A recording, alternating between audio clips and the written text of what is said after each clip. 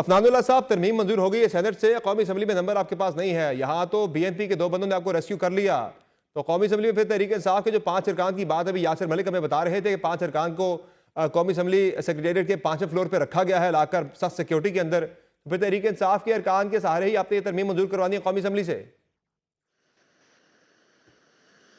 जी बिस्मिल्लाहिर्रहमानिर्रहीम। देखिए, पहले तो मैं ये इस बात को जो है वो कंडेम करूँगा कि देखिए किसी को जो है वो इस तरह रखा गया है। ये आपके रिपोर्टर ने बिल्कुल गलत बात की है। उसकी वजह ये है कि सेनेटर नसीमा एहसान साहिबा खुद आई हैं, हम्म, सेनेटर कासिम रोंजो खुद आए हैं।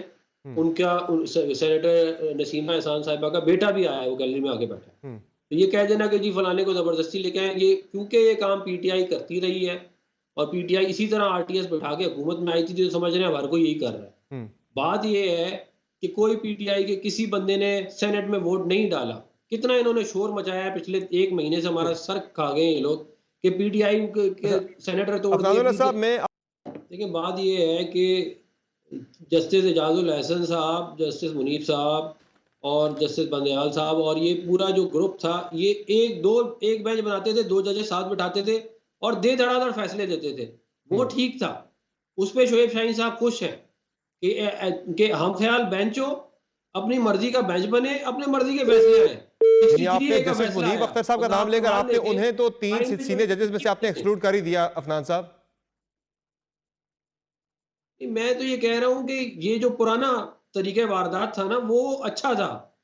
जिसके अंदर आप अपनी मर्जी का बेंच बनाएं, खुद ही आप अपनी मर्जी की पॉलिटिकल पार्टी सेलेक्ट करें और हम्म, आप उसको दे धड़ाधड़ उसके हक में फैसले दें। वो उसमें कोई बुराई नहीं है, वो गैर आईनी नहीं है, वो गैर कानूनी नहीं है, उसमें कोई मसला नहीं है। हाँ, लेकिन अगर पार्लियामान ये करेगी तो ये गलत हो जाएगा। तो फिर भाई पार्लियामान तो वो इदारा है जिसने बाकी तमाम इदारों को बनाया है। हमारा ये राइट है कि हम जो है वो सुप्रीम कोर्ट को भी इंस्ट्रक्ट कर सकते हैं कि किस तरह काम करेंगे, बाकी इदारों को भी कर सकते हैं। हम्म।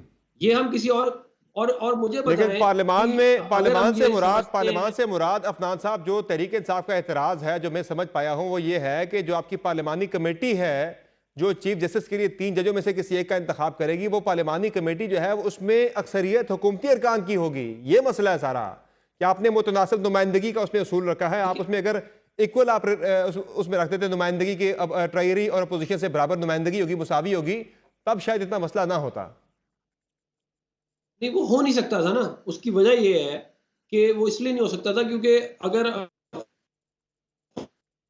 जी जी, अफनानुल्लाह साहब, ब्रेक से पहले आपसे इसी मामले पे बात हो रही थी कि तकर्रर जो है वो ज़ाहिर है पार्लिमानी कमेटी जिसने करना है उसमें अक्सरियत हुकूमती अरकान की होगी, तो फिर आप अपनी मर्जी का चीफ जस्टिस फिर ले आएंगे।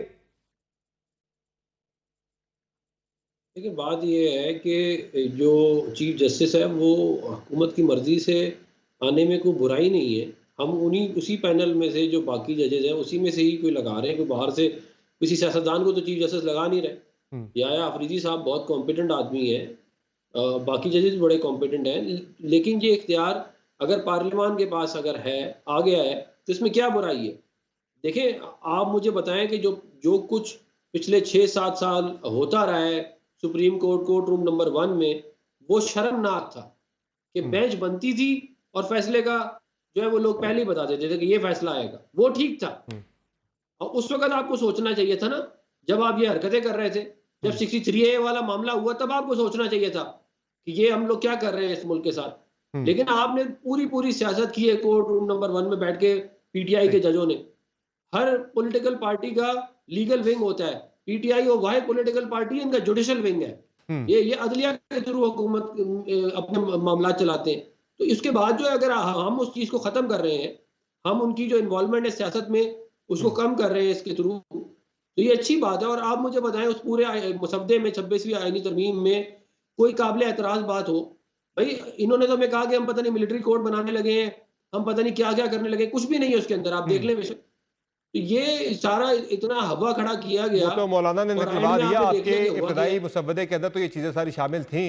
वो तो मौलाना ने निकलवा दी चीज़ें बहुत सारी। ठीक है, देखिए ये सारा कुछ होता मुशावरत से ही है। ये बात आप समझे। ये शुरू में जो है वो बहुत सारे लोग जो है उसको उन्होंने रिव्यू किया और उसके बाद निकाल दिया उसके अंदर से चीज़ें कि जो लोग इस पे एग्री नहीं कर रहे थे। तो ये इस तरह मुशावरत से कहते हैं मामला चलाए जाते हैं। पीटीआई की हुकूमत होती तो ये हो जाना था, मैं आपको यकीन बता रहा हूँ। हम्म। ये तो हमारी हुकूमत थी कि नहीं हुआ। तो ये एक अच्छा दिन है जिसके अंदर पार्लियामान जो है उसकी ओवरसाइट जुडिशरी के ऊपर हुई है, जिसके थ्रू ये भी अब चेक एंड बैलेंस होगा कि कोई जज सियासत कर रहा है, कोई उल्टे सीधे पैसे लेके ट्रक खड़ा करके फैसले दे रहा है, तो उसकी सर्जनिश होगी। एक पूरा प्रोसेस उसके अंदर डिफाइन किया गया है। उसका एक ऑडिट होगा कोई पैसे और ले उसके रहा बाद हो, जो उसका केस कोई सुप्रीम जज पैसे जुडिशल ले काउंसिल रहा जा हो, सकता है। या कोई जज मिसकंडक्ट का मुर्तकिब हो रहा हो, उसके लिए पहले भी प्लेटफॉर्म मौजूद है। सुप्रीम जुडिशल काउंसिल वो अब भी है, वो पहले भी थी। कौन सा फर्क आ जाएगा? नहीं, अब तो पार्लियामानी कमेटी कर सकती है ना। हम्म। देखिए, अब जो जो जो जो जुडिशल कमीशन है उसके अंदर पार्लियामान की नुमाइंदगी है, वो लोग बैठ के बेसिकली रिव्यू करेंगे परफॉर्मेंस का, और उसके बाद they can recommend a case कि ये फलाना जज जो है इसके खिलाफ जो है ये मिसकंडक्ट पाई गई है, इसके ऊपर सुप्रीम जुडिशल काउंसिल एक्शन ले।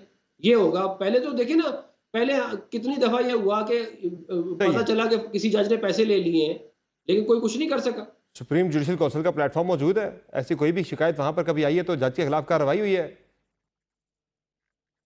नहीं, बहुत दफा नहीं हुई। मैं आप वो जो थे हमारे जज, वो क्या चले गए हैं, जो भी उनका नाम मुझे याद नहीं आ रहा, वो जो ट्रक वाले थे, उनके हम्म। खिलाफ क्या कार्रवाई हुई? हम्म। 63A का फैसला दिया, आइन के खिलाफ फैसला है। जिन्होंने वो अभी राइट किया रिसेंटली। है, उन्होंने कहा कि ये हमारी सोच ही नहीं थी। उसके बावजूद दिया 63A का फैसला। सही है। इसने कुछ किया? चले देखिए, चले आइन चले, ये तो एक आइन और लंबी कानून डिबेट है। पे